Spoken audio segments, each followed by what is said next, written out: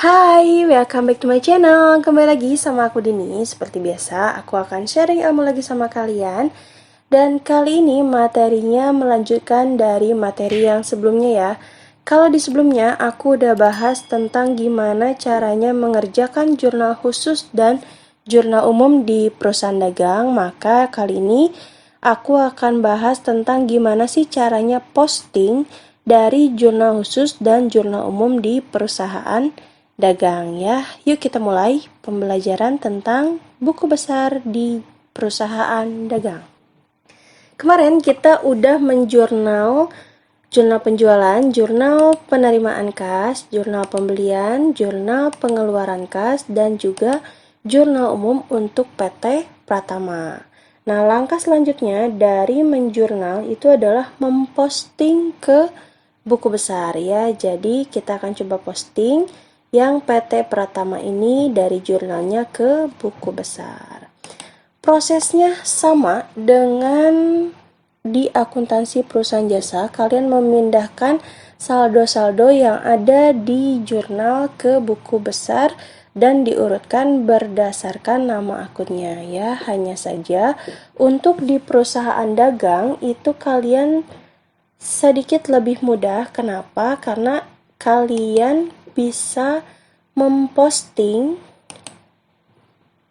jumlah nominalnya ya, kayak ini nih. Misalkan di jurnal penerimaan kas, kalau dulu pas APJ kalian akan posting satu akun per satu akun ya, artinya kas tanggal sekian posting, kas tanggal sekian posting. Nah, kalau di jurnal khusus akuntansi perusahaan dagang kalian bisa langsung posting totalnya ya untuk akun yang punya kolom sendiri ya. Kalau untuk akun yang ada di serba-serbi tetap kalian harus postingnya satu per satu ya. Dan sama juga postingnya mulai dari kelompok aset, kemudian liability, ekuitas, dan berarti di sini ada penambahan yaitu tentang pembelian dan penjualan ya, baru ke beban. Oke, kita mulai ya. Yang pertama kali diposting itu adalah kas. Nah, karena kas ini kalau di jurnal khusus adanya itu di jurnal penerimaan kas, kemudian di jurnal pengeluaran kas, ada kas ya, dan mungkin juga ada di jurnal umum ya. Kita coba posting kas dulu yang ada di penerimaan kas, karena sebelum kita mengeluarkan kas kita akan menerima kas dulu ya. Jadi yang pertama kali posting adalah kas di jurnal penerimaan kas ya. Di sini kalian boleh kasih tanda checklist kecil atau apalah buat nandain supaya kalian udah tahu nih bahwa yang ini udah ke posting ya. Kalau di sini aku akan tandain pakai ini aja biar kelihatan sudah terposting.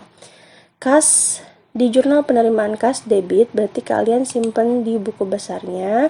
Tanggalnya itu kalian masukkan aja tanggal 31, artinya di akhir bulan kalian melakukan posting ya. Keterangannya di sini diisinya oleh nama jurnalnya. Karena kita tadi ngambilnya dari jurnal penerimaan kas, maka kalian isikan keterangannya itu dengan jurnal penerimaan kas ya. Tadi kasnya itu adalah 43.400.000 di debit, maka posting juga di sini debit 43.430 dan saldonya juga berarti di debit. Gitu ya. Gampang kan, sama aja. Cuma mungkin bedanya keterangannya di sini diisi sama jurnalnya, nama jurnalnya. Oke. Nah, untuk kas tadi aku udah bilang selain di penerimaan kas ada juga di pengeluaran kas ya. Cuman di pengeluaran kas itu dia adanya di posisi kredit ya. Kita ambil yang langsung saja totalnya yaitu yang 18.200.000. Jangan satu-satu kalian posting ya. Jadi sekali lagi yang punya kolom sendiri itu kalian posting yang totalnya atau saldonya. Kalau yang kayak serba-serbi gini itu nanti diposting per satu-satu akun ya. Berarti yang ini adalah yang 18.200.000 di kredit. Oke, kita masukkan tanggal 31 jurnalnya, jurnal pengeluaran kas, keterangannya maksudnya diisinya kolom kredit sebesar 18.200.000 200. Maka saldonya karena posisinya kas itu ada di debit berarti 43 juta sekian, yang ininya kredit 18 juta, itu berarti 43 dikurangi 18 juta, itu hasilnya 25.230. Posisinya harus di debit. Oke, selanjutnya kalau nggak ada lagi kas, ini udah di sini juga udah diposting, berarti itu artinya sudah selesai untuk posting yang akun kas. Gitu ya. Jadi lebih cepat kan, lebih ringkas ya kalau di akuntansi perusahaan dagang, karena kita langsung memindahkan atau memposting yang total kasnya. Jadi tidak per nama akun kas per tanggal gitu ya. Oke, selanjutnya kita akan posting yang piutang. Piutang itu biasanya ada di jurnal penjualan, kemudian ada di jurnal penerimaan kas ya. Yang mana dulu nih?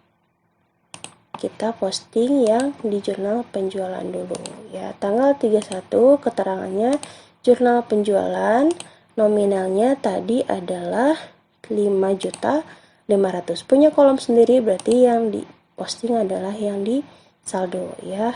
Debit 5.500.000. Berarti kita isikan di debit sebesar 5.500.000. Saldonya pun sama, debit 5.500.000. Yaitu baru dari yang jurnal penjualan. Sekarang posting dari yang jurnal penerimaan kas. Punya kolom sendiri, berarti yang bawahnya ya, yang sudah ditotalkan 3.500.000 di kredit. Oke, di sini simpan. Tanggal 31 keterangannya jurnal penerimaan kas, tadi posisinya di kredit sebesar 3.500.000. 5.500.000 dikurang 3.500.000, hasilnya 2 juta rupiah ya. Nah, selain dari jurnal penjualan dan jurnal penerimaan kas, biasanya piutang dagang itu ada di jurnal umum ya. Betul kan? Di sini ada ya, di jurnal umum piutang sebesar 250.000 di kredit untuk toko Rio. Berarti kita isikan di buku besarnya tanggal 31. Keterangannya berarti tadi apa? Jurnal apa? Jurnal umum ya. Jangan lupa kasih nama tokonya kalau yang jurnal umum. Tadi posisinya di kredit sebesar 250.000. Berarti saldonya 2 juta dikurangi 250.000, hasilnya 1.750.000. Gitu ya, gampang kan? Kita lanjut. Dari piutang kita beralih ke perlengkapan ya. Perlengkapan itu biasanya ada karena bayar ya, ada di jurnal pengeluaran kas. Nah, di sini ya, ini akun serba-serbi, kita nggak bisa ngambil yang saldonya karena ini akunnya ada banyak. Berarti kita ambilnya yang di sini ya. Per satu akun perlengkapan 1 juta. Berarti kita pindahkan perlengkapan 1 juta di debit.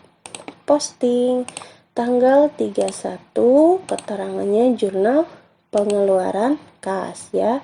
Tadi di debit sebesar 1 juta rupiah, maka saldonya pun sama 1 juta rupiah gitu ya. Kemudian ada sewa dibayar di muka, sama dia ada di jurnal pengeluaran kas sebesar 4.800.000. Oke, kita masukkan tanggal 31.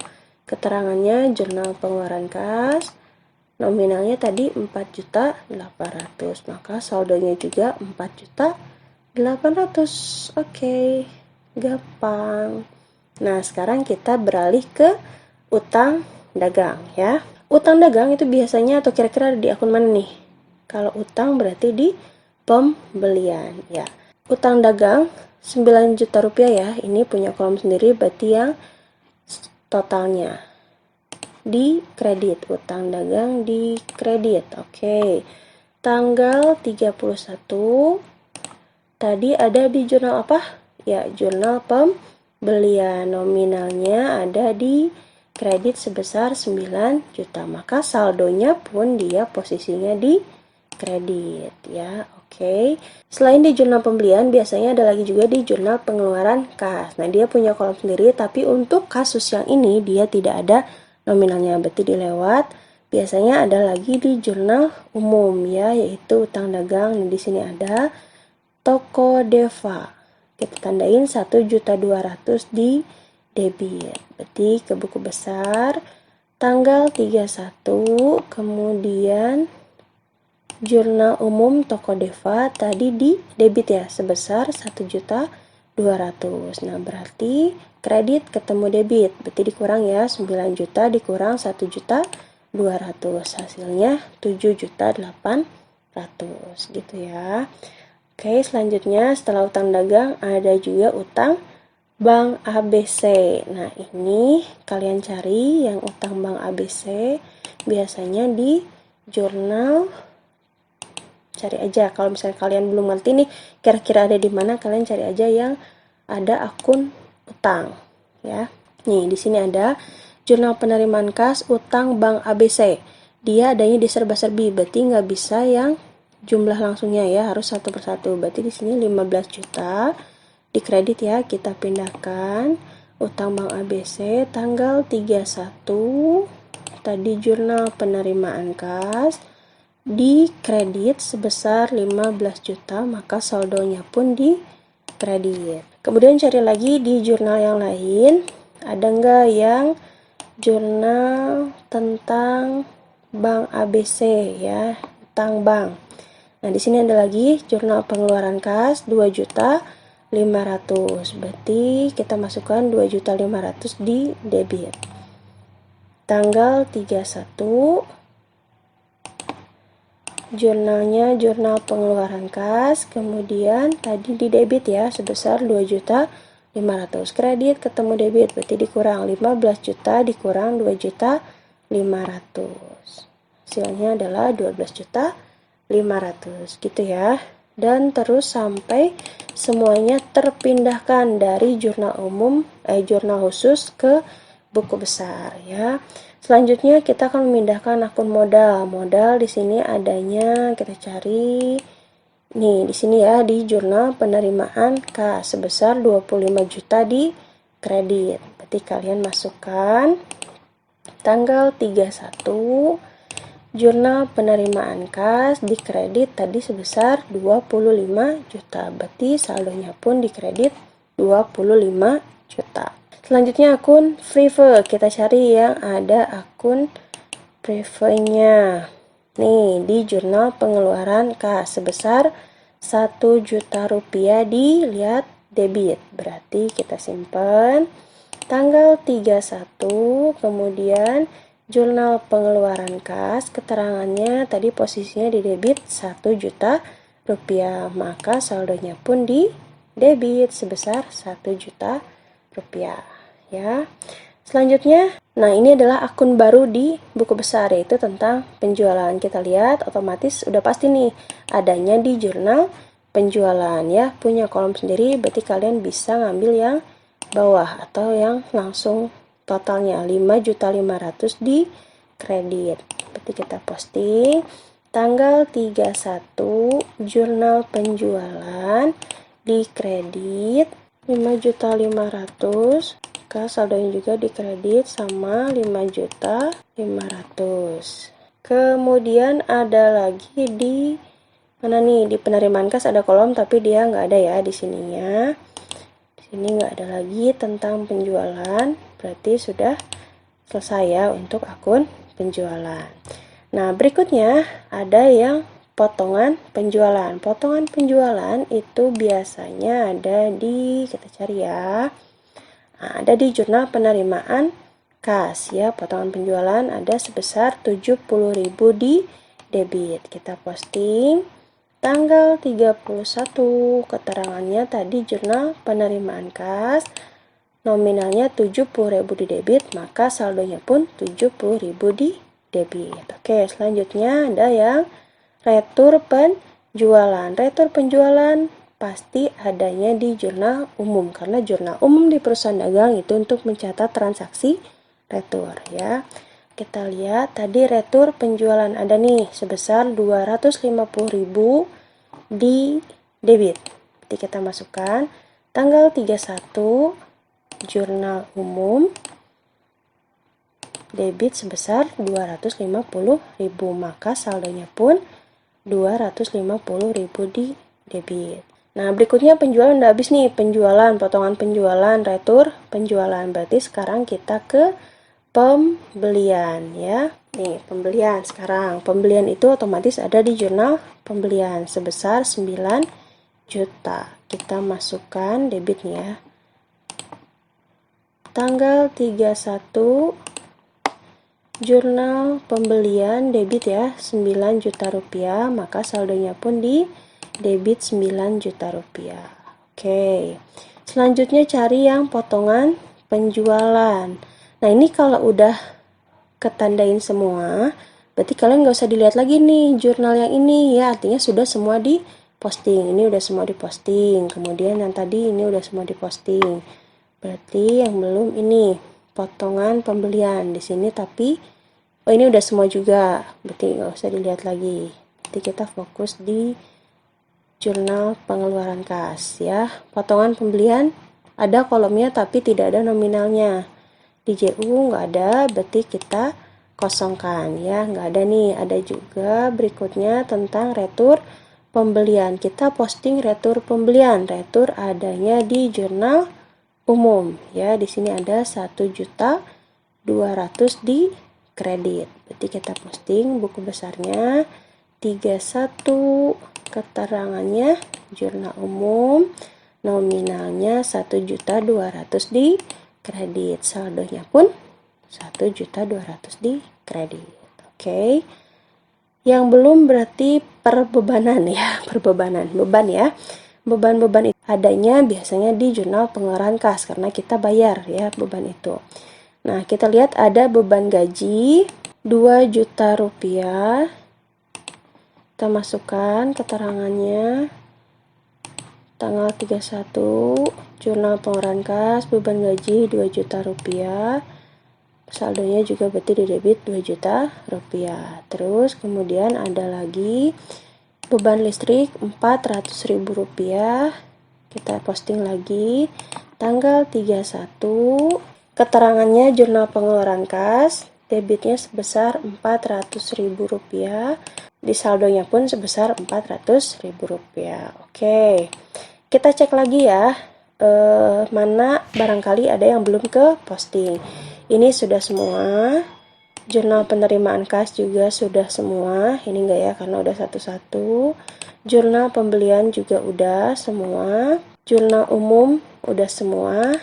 Nah, ini belum ke warnain. Disinilah pentingnya kenapa ketika kita melakukan posting itu harus ditandain ya. Jadi kita tahu mana nih ada yang belum terposting kah atau ada yang kelewat kah gitu ya.